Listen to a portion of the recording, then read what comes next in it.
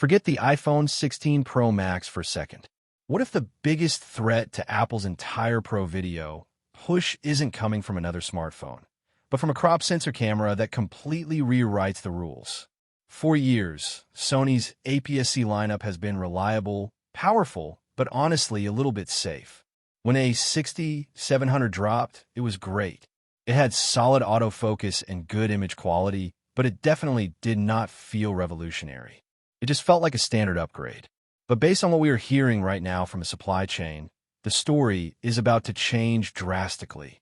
If even half of these new leaks are accurate, the Sony A6900 could be the boldest, most aggressive APS-C camera Sony has ever made, and it might just be the ultimate daily driver for anyone locked inside the Apple ecosystem. Let's start right at the heart of this thing, the sensor. Rumors are pointing to a brand new 33-megapixel chip-on-wafer stacked APS-C sensor. Now, I know that sounds like a massive mouthful of tech jargon, but here is exactly why it matters to your workflow. A fully stacked sensor physically separates the pixel layer from the processing circuits behind it. That design allows for insanely fast data readout. Simply put, the camera pulls information off the sensor instantly. Ming-Chi recently noted that Sony's semiconductor division has been hoarding these advanced stacked yields, originally predicting they might end up in a future Cupertino product. Instead, Sony is keeping the best silicon for their own alpha division. Faster readout means you basically eliminate rolling shutter. You get way better performance for fast-moving subjects, sports, wildlife, and higher burst shooting speeds. The A6700 used a 26-megapixel backside illuminated sensor. That was good, but stacked technology is entirely different. Honestly, I'll believe it when I see it. But if Sony actually brings a fully stacked design to the A6900 without charging a massive premium, it instantly becomes one of the fastest cameras on the market. The jump to 33 megapixels also gives you so much more room to crop and post, especially when you're finishing your edits on a 5K studio display. Speaking of editing, let's talk about dynamic range. The reports floating around suggest the A6900 could cross 15 stops of dynamic range. Wait, really? Because that number is almost always reserved for high-end full-frame bodies.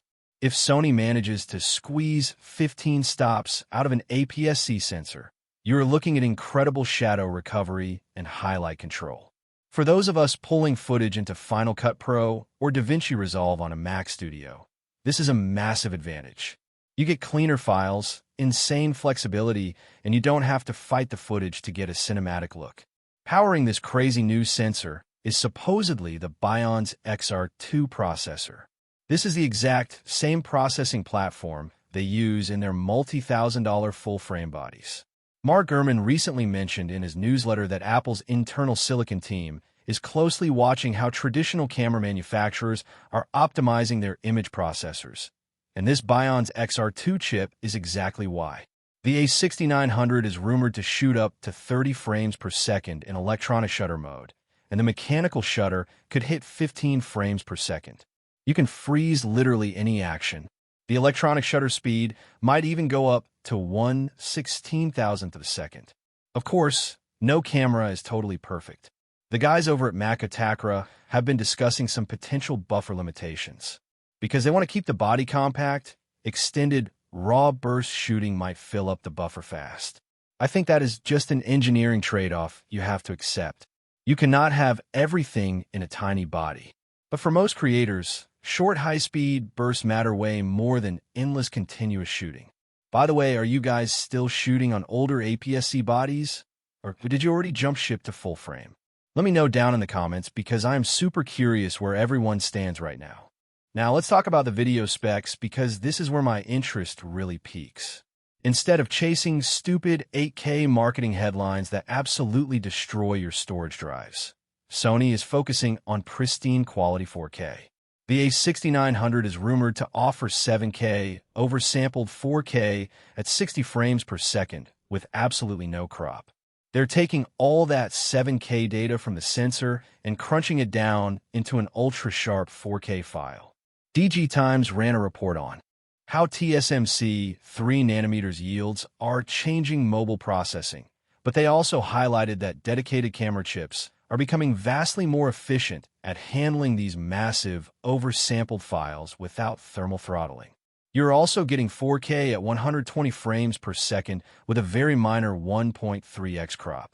Both of these modes are expected to support 10-bit 4:2:2 internal recording. For anyone shooting professional client work or high-end YouTube videos, this is the gold standard. You get maximum color grading flexibility without dealing with giant raw video files. It is the perfect balance for seamless integration into your Apple ecosystem workflow. But what about overheating?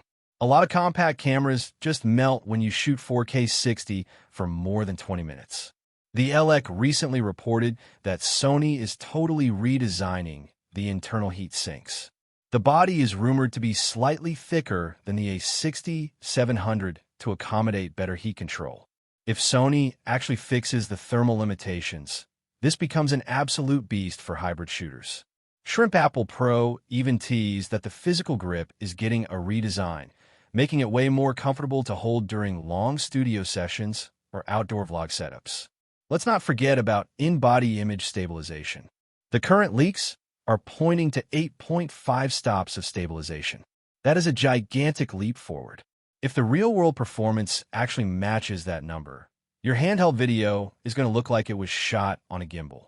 You won't need to apply heavy software stabilization later.